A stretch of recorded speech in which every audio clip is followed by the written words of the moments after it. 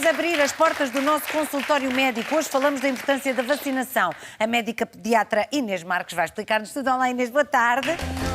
Seja muito bem-vinda, doutora Inês, a este consultório, não é? Para uma pediatra é um consultório um bocadinho diferente do que é habitual. Mas é simpático, é muito bonito, não é? Exatamente. Bom, Inês, antes de mais só dizer lá para casa, se tiver dúvidas sobre a vacinação, e volto a sublinhar que não estamos a falar única e exclusivamente sobre a vacinação Covid-19. Isso foi uma fase que já foi ultrapassada, já todos falamos sobre isso. Estamos agora a falar sobre a vacinação geral das crianças. Há muitas vacinas que fazem parte do plano, outras nem tanto não fazem. E, portanto, se tem dúvidas sobre tudo isso, ligue o 910-106-359 ou deixa a questão no Instagram da nossa tarde. Bom, doutora, na realidade podemos começar exatamente por aqui, não é? Esta questão da vacinação, para quem ainda tem dúvidas, e estamos aqui a falar com uma médica, portanto a ciência tem sido absolutamente preponderante nas respostas para as dúvidas de algumas pessoas ainda, mas a vacinação erradicou doenças do mundo, não é? Se dúvidas houvesse. Sim, sim. E isso é muito importante. E vamos aqui pegar num tema muito importante, se cá pegando aqui até no que falou do Covid, não é? Porque é o tema quente, foi o tema que vivemos agora nos últimos 2 anos. E se houve um motivo para procurarmos uma vacina, sendo todo o mundo à procura de uma vacina, podíamos achar e estar finalmente convictos que as pessoas realmente estavam.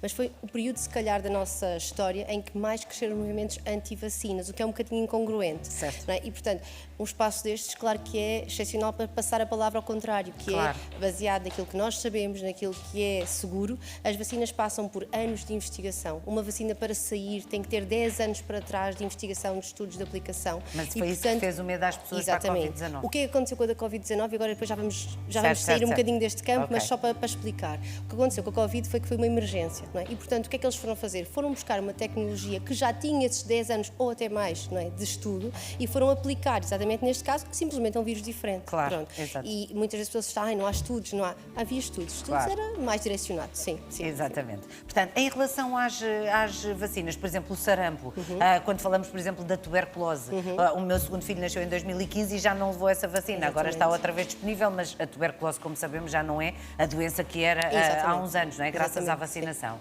Mas tenho já uma chamada em espera, porque ficamos muito contentes, porque se há dúvidas estamos aqui para as dissipar. Exatamente. Vamos receber a chamada da Manuela Cardoso, que nos liga de Lisboa. Boa tarde, Manuela. Tá, é igual. Afinal é o Henrique Tabu, que é igual a Manuela Cardoso. Até estou arrepiada. Olá, Henrique, boa tarde. Boa tarde. Boa tarde, Henrique, boa tarde. Gostava de colocar uma dúvida à doutora, faça o favor.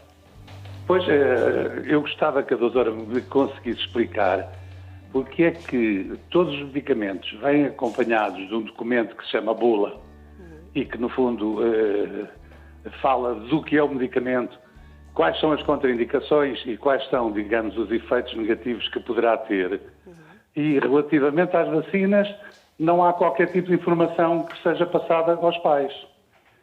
Portanto, os pais vacinam as crianças baseados numa recomendação do seu médico, da sua médico pediatra, mas sem qualquer tipo de informação acerca de... Nem sequer sabem quantas vacinas são, quantas inoculações são, e para uma coisa que se começa a dar a uma criança recém-nascida e que continua até aos 10 anos de idade. Pronto, é isso a minha questão. Certíssimo. Obrigada. Mas qual é, Henrique, mas não percebi a sua dúvida. É a questão da informação. Ou seja, eu vou É tentar... a existência, por exemplo, de bulas. Quer dizer, a criança vai ser vacinada e os pais não têm qualquer informação relativamente aos efeitos secundários possíveis, às contraindicações. Enfim, quer dizer, é como se a vacina fosse uma coisa totalmente inócua, que não é. Claro, eu posso responder de uma forma assim, se calhar até falando de 2 aspectos muito importantes. Sim, senhora, as vacinas são recomendadas e nós, enquanto pediatras, mas os médicos de família também fazem esse papel. No fundo, o que acontece é que as vacinas são recomendadas e nós, no âmbito da consulta, explicamos exatamente tudo isso que falou. Eu, no âmbito da consulta, explico sempre. Há X vacinas, estas fazem parte do plano, a importância destas é esta, o risco de fazer é isto. Há vacinas específicas, por exemplo, que nós sabemos que vão dar febre. Já estamos na antemão. Eu disse sempre aos pais. Etc. da meningite. A da meningite B, por exemplo, é uma vacina muito imunogénica. Sendo imunogénica, vai dar quase invariavelmente, em todos os casos, febre. E nós estamos à espera que isso aconteça. A do rotavírus, por exemplo, que é uma vacina que não está dentro do Plano Nacional de Vacinação, mas que pode ser dada, e falámos aqui, o Sr. Henrique, nos recém-nascidos, é realmente uma vacina que é dada numa fase muito precoce das crianças para a gastroenterite. Regra geral, pode dar uma alteração do trânsito intestinal, pode dar uma diarreia, pode dar um cocó diferente. Eu fiz sempre os pais. Para quem não tem esse aviso... E as enfermeiras que estão Exatamente. com os bebés as enfermeiras, exatamente. As enfermeiras, os colegas do centro de saúde estão lá e podem dar essa informação. E mais, essa informação também está disponível na internet, no próprio portal, quer a secção de pediatria, quer, no fundo, mas a secção de pediatria é o lugar mais fácil de procurar. Tem um documento, exatamente onde está tudo isto que o Sr. Henrique colocou, nomeadamente quais são as vacinas, as dosagens, os esquemas em que é possível fazer, porque às vezes não é obrigatório fazermos necessariamente o mesmo esquema, quanto mais cedo, melhor, mas não é obrigatório, e lá estão contemplados exatamente tudo isso, os possíveis efeitos laterais, os cuidados a ter. Portanto, eu aconselho sempre, se houver dúvidas, ir ler um documento oficial ou procurar junto do médico ou do pediatra essa informação. Mas é uma pergunta pertinente, porque regra já lá está, não é um medicamento que nós damos, portanto não vem com uma bula associada, mas essa bula existe e está disponível para quem quiser consultar. Muito bem. Henrique, muito obrigada por ter ligado. E boa tarde. Agora sim, Manuela Cardoso liga-nos de Lisboa. Muito boa tarde. Boa tarde. Boa tarde. Pode colocar a sua dúvida, por favor. Boa tarde. Então, a minha dúvida é o seguinte. Eu tenho, para já, muito gosto em falar consigo. Muito obrigada. E a minha questão para a doutora é acerca das crianças levarem a vacina contra a Covid-19. Qual é a opinião da doutora? E outra questão é se, efetivamente, estão previstas doses de reforço para as crianças. É esta basicamente a minha questão. Muito bem, Manuela, vamos ouvir. Então, é Muito assim, obrigada. Obrigada pela questão, Dona Manuela. A questão é o seguinte, em relação à vacinação nas crianças, houve realmente muita incongruência, houve muito excesso de informação. Aquilo que a nossa secção e a Direção-Geral de Saúde definem, que vem de acordo com todas as guidelines que as nossas sociedades também definem, é exatamente que a vacinação cumpre os dois princípios fundamentais da vacinação, que é segura e que é eficaz. Que é aquilo que nós queremos de uma vacina, que é nos proteja, mesmo que não nos proteja completamente, proteja-nos de uma forma grave da doença, que é o que nós queremos, exatamente.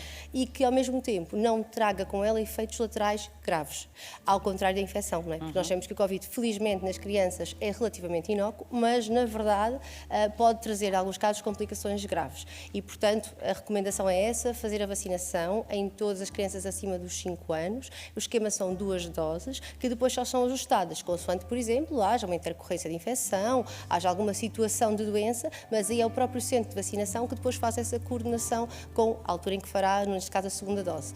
Doses de reforço, para já ainda não estamos nessa área, ainda há aqui um caminho longo a percorrer. Exato. E haverá informação nesse sentido na altura oportuna. Muito bem, Manuela, muito obrigada.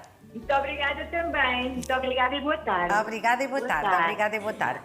Eu sei que não está dentro do plano da nossa conversa, nem do plano de vacinação, literalmente, mas é impossível não estar a aproveitar a presença de uma pediatra aqui em estúdio para falar sobre um assunto que felizmente ainda não chegou a Portugal, mas estas variantes da hepatite que têm afetado uma série de crianças e morto algumas, essa é a verdade, e portanto que estão a preocupar o mundo. Hoje fala-se da eventualidade de uma causa estar associada ao adenovírus. Exatamente. Mas afinal de contas o que é que se passa? Eu, por exemplo, quando era pequenina, tinha 6 anos e tive hepatite, acho que era na sua forma menos grave da doença, era A talvez, e estava muito amarela, lembro perfeitamente disto, estar muito amarela e depois os olhos aqui por dentro também eram amarelos e aquelas coisas todas.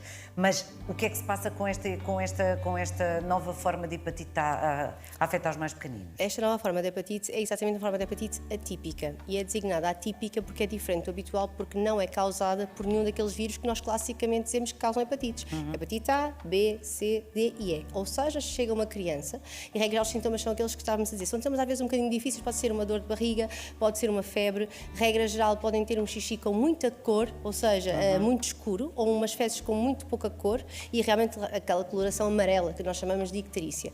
E, regra geral, quando chegam e se fazem depois as análises, não se chega a conclusão nenhuma. O que é que se percebe? Que há uma inflamação no fígado, daí designarmos hepatite, que causa esses sintomas, mas vai-se pesquisar as causas mais óbvias e que seriam aquelas que seriam mais comuns e não se identifica. Nós, neste momento, e o relatório que saiu agora hoje de manhã diz que são mais ou menos 169 crianças até agora, um óbito, portanto, e 17 necessidades de transplante. Pronto, portanto... 17 transplantes Exatamente, ao fígado é muito, é isso, pronto. Portanto, não é para criarmos aqui um alarmismo, eu acho que temos de ter cautela. Há formas de hepatite que são ligeiras e que nem sequer requerem internamento. É preciso estarmos atentos e saber que ela circula. Em relação à causa, houve muito esta preocupação e lá está, nós fugimos do Covid e aproximamos-nos do Covid. Pois é, exatamente. Se o Covid estaria ou não relacionado. Não está relacionado com uma infecção ou vacina, está relacionado sim... Ou seja, o que se percebeu foi que, como estivemos todos confinados, a pandemia fez com que estivéssemos mais resguardados. Alguns dos vírus estiveram resguardados também durante esse período e, por exemplo, o adenovírus foi um dos vírus que veio em força e causar coisas mais graves do que habitualmente causava e coisas diferentes. Regra geral, sintomas, otite, amigdalite, faringite, sintomas mais respiratórios. Tudo o que os miúdos tinham e, na verdade, por estar em casa deixaram de ter, Exatamente. Não é? Coisas mais graves seriam as meningites, as encefalites, ou lá está, neste caso, a forma da hepatite, que é a inflamação do fígado. E ainda não há dados suficientes, parece haver uma relação, sim, porque 75% dos casos parecem ter o adenovírus realmente positivo, mas eu acho que ainda há aqui um caminho longo que temos que esperar. A mensagem é estarmos alerta, percebermos os sintomas e, na dúvida, fazer uma análise para perceber se está tudo bem com a criança ou não. Certo. Vacinação. Quais são as vacinas que obrigatoriamente fazem parte do plano de vacinação em Portugal? Em Portugal nós fizemos longo caminho, não é? Nós começámos em 1965, quando o plano foi criado, com 5 doenças, neste momento cobrimos 13, portanto fizemos longo caminho. Temos imensas, a hepatite B, a poliomielite, o sarampo, a pertussis, que é a tosse convulsa, o meningococo C, o meningococo B, que foram dos últimos, o papilomavírus humano, não é? Que era uma vacina que só era dada às meninas e que agora, a partir de outubro, felizmente, passou também a ser dada aos meninos também. E faz todo o sentido, não é? Faz todo o sentido que assim seja. E, portanto, temos aqui uma série de doenças. Pegando um bocadinho naquilo que falamos há bocado da BCG, que é também, acho que uma das questões, exatamente, a vacina da tuberculose, o que aconteceu foi que a vacina, uma vez que não dá uma proteção garantida contra a doença, ou seja, o facto de nós levarmos a vacina não quer dizer que não possamos ficar infectados ou desenvolver doença, só faz sentido fazer num país onde haja muita tuberculose. E como Portugal deixou de ser, felizmente para nós, um desses países, ela passou a ser dada só a grupos de risco. Sim. E daí este porquê, não é? Dela ter sido, os pais perguntam sempre nas consultas, doutora, mas a BCG não fazia parte do plano, o meu filho mais velho tem, o meu filho mais novo não vai ter. É como os meus, exato. Colocamos sempre essa questão, mas a verdade é essa e o porquê é esse, e acho que é importante também transmitir essa informação às pessoas, não é? E pronto, é mais uma daquelas que nós temos como opção para aqueles grupos que são necessários. Claro. Certo. Depois, quando falamos de mitos, há muitos mitos associados às vacinas. E hoje em dia, então, já há uns anos a esta parte, com a internet temos muita contra-informação, muita informação errada a circular na internet e que muitas pessoas, infelizmente, leem e acreditam. E se calhar era importante também falarmos sobre isso, já que estamos aqui a falar para tanta gente, não é? Por exemplo, há aqui um mito, que este até é básico, que tem a ver com se eu tenho febre não posso levar uma vacina, não é? Mas isto não é verdade. Não, isso é um mito, exatamente. Ou seja, o estado febril num contexto de uma doença ligeira não é contraindicação para fazer uma vacina. Bem, pelo contrário, uma doença grave, claro que sim. Mas não, ao contrário que uma parte das pessoas pensa que meu filho está com febre, vou adiar a vacina, não, calma, é preciso perceber, se for uma febre ligeira num contexto de uma infecção ligeira não é contraindicação. Sim, esse é daqueles mitos assim mais básicos. Outros mitos, há uma série deles, sei lá, não podemos fazer vacinas ao mesmo tempo, por exemplo, e faz todo sentido, porque uma criança é exposta a mais antigénios, ou seja, a mais desafios num dia normal da sua vida, do que fazendo 2 ou 3 vacinas ao mesmo tempo. E, portanto, o sistema de defesa está preparado para isso e não vai haver problema nenhum e vai-se manter a eficácia. Outro mito muito grande, o do autismo, não é? O do autismo... Isso aí criou, de facto, uma corrente muito grande. Uma onda gigante. E nós ainda sentimos as ondas desse efeito ainda agora. Porque, no fundo, o que aconteceu foi que houve um estudo feito, que foi publicado numa revista de renome, que é a Lancet, que todos nós confiamos muito nessa revista, portanto, foi quase como dado ali um papel importante, em que parecia haver uma associação entre a vacina do sarampo e o autismo. E, na verdade, depois o que aconteceu é que, alguns anos mais tarde, se foi analisar o estudo, e o estudo tinha sido desenhado de forma incorreta, os pressupostos eram falsos, os resultados não eram fidedignos e, portanto, inclusive foi retirado o artigo da revista e o colega que desenvolveu foi impedido de praticar. Pronto. Claro. E, portanto, não há neste momento... Mas a sombra manteve-se sempre, e está sempre. Portanto, é uma das coisas que eu falo sempre na consulta, que é o autismo é uma doença multifatorial, que regra já as crianças trazem com eles, não é a vacina que eles vão fazer que lhes vai fazer desenvolver o autismo. Sim, mas ainda sentem em consultório que há muitas pessoas que têm dúvidas, pais com dúvidas? Sim. Isto que nós estamos a falar aqui é o meu dia-a-dia de muitas consultas. É por que fazer, o que fazer, quais são os mitos, podemos dar, estamos seguros, não estamos seguros, vale a pena fazer extraplano? Sim, sem dúvida. Sim, Sem dúvida. há muitos. Há muitos. Acho que temos mais uma chamada em espera. Ainda não está, mas está mesmo a sair. Sim. Está quentinha a sair.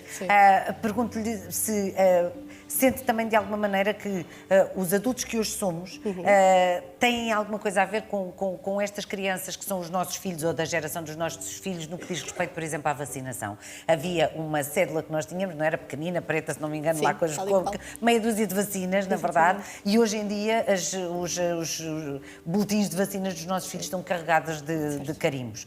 Estão mais protegidas, portanto? Sem dúvida, sem dúvida. A vacina é sempre uma garantia de segurança, não é? E salvou milhões de vidas na história. Portanto, não há motivo para achar que não é para continuar. E se nós temos uma taxa de vacinação tão boa, somos um exemplo a nível mundial do ponto de vista de taxa de vacinação, acho que só temos é que manter, não é? E a vacinação é isso, é segura, é eficaz e evita doenças que as pessoas a maior parte de nós já nem sequer as viu, não é? Nós mesmo como médicos, porque felizmente elas já desapareceram ou deixaram de acontecer. E portanto, se pudermos ter esse benefício, elas salvam vidas, é muito bom. Melhor, exatamente. Como pediatra também há de ter tido uma vida completamente diferente nestes últimos 2 anos, não é? Porque, por exemplo, a pediatra dos meus filhos diz muitas vezes, aquela brincadeira que muitos de vocês dizem, que é o infectário e não o infantário, não é? Os miúdos vão para a escola e começam a ter os seus vírus, bactérias, que também os faz crescer, isso é muito importante também. A questão aqui é, a partir do momento que eles não estiveram na escola durante praticamente 2 anos, com alguns interregnos naturalmente, as suas consultas, o que é que te prendeu do crescimento das crianças? Houve aqui vários fatores, não é? A saúde mental foi das coisas mais afetadas e do ponto de vista de desenvolvimento. E depois depende um bocado da fase de desenvolvimento em que eles estavam. Os adolescentes ressentiram muito o contacto social, não é? O contacto social e a necessidade de experienciar. As crianças foi a parte da interação, exatamente, porque tudo que era interação com os outros, com os adultos, no contexto da escola, por exemplo, deixou de existir. Claro. E depois o medo ainda grande das máscaras, das infecções, o lavar demasiadamente as mãos, o desinfetar tudo, ainda há muito isso e mesmo mantém-se ainda há um bocadinho, mesmo já passado este tempo todo, ainda há alguma coisa que se mantém disto. Sim. Nós nas consultas sentimos logo logo no imediato uma diminuição grande, as pessoas até tinham medo de ir aos locais de saúde e depois quando se começou a confundir que era seguro e que era útil, então depois voltou e até a vacinação voltou a recuperar, que temos sido uma fase mais difícil. Olha, doutora, vou aqui só dar um recado que dou sempre a esta hora e depois voltamos para a última chamada. Pode ser? Muito obrigada, fica atento. Tal como prometido, vamos à última chamada. O tema é vacinação nas crianças. José Filipe liga-nos de Carnaxide. Boa tarde. Ora, muito boa tarde. Boa tarde. Pode colocar a sua dúvida, José. A minha dúvida é o seguinte, eu há cerca de 30 anos tive hepatite e na altura diziam que a hepatite até era uma doença pior que a própria SIDA. Eu tive hepatite B, felizmente eu fiquei tratado e fiquei com o fígado imunizado, tanto eu como a minha esposa. E tenho um neto com 15 anos, falam agora nesta situação da hepatite e eu gostaria de saber se o meu neto deve ser vacinado, tem 15 anos. Muito obrigada, José. Vamos ouvir a resposta, então. Obrigada. O seu neto provavelmente está, infelizmente, porque o nosso Plano Nacional de Vacinação tem a vacina da hepatite B, portanto está vacinado e cumpre esse esquema. Em relação às restantes hepatites, não há vacinação no plano e, portanto, nem sequer há necessidade de pensar nisso. Em relação a esta hepatite específica, não é preciso se preocupar nesse sentido, porque, à partida, não será prevenível por nenhuma vacinação que nós possamos fazer. E, portanto, neste caso, é só estar atento aos sintomas que nós falámos há bocado. Dor de barriga, febre, carinha mais amarela, a pele mais amarela, assim um xixi mais escuro, convém ir ao médico avaliar. Agora, do ponto de vista de vacinação, à partida ele estará completamente vacinado pelo Plano Nacional de Vacinação, não havendo assim nada agora neste contexto que o vá proteger mais do que ele já está protegido. Muito bem. José, tem mais alguma dúvida? Muito obrigado, doutora e Tânia. Uma boa tarde para a senhora. Nós somos fãs do seu programa. Portanto, que bom. Todos os dias vimos o seu programa. Oh, tão querido. Um grande beijinho para si, um beijinho para a doutora e muito obrigado. Obrigada e um grande beijinho para os dois também. É muito bom saber que vos faço companhia. Obrigada e boa tarde. Bom, estamos mesmo na reta final, mas quer dizer, aqui a palavra de ordem é vacinar. Completamente. As vacinas são fundamentais, são seguras, são eficazes, trazem-nos mais-valias gigantes do ponto de vista de prevenção de doenças graves e, portanto, a palavra de ordem é mesmo vacinar, porque vacinas salvam vidas. Exatamente. Muito obrigada, doutora. E quem quiser encontrar a doutora em consultório é na CUF Descobertas, em Lisboa. Obrigada uma vez mais e um grande aplauso.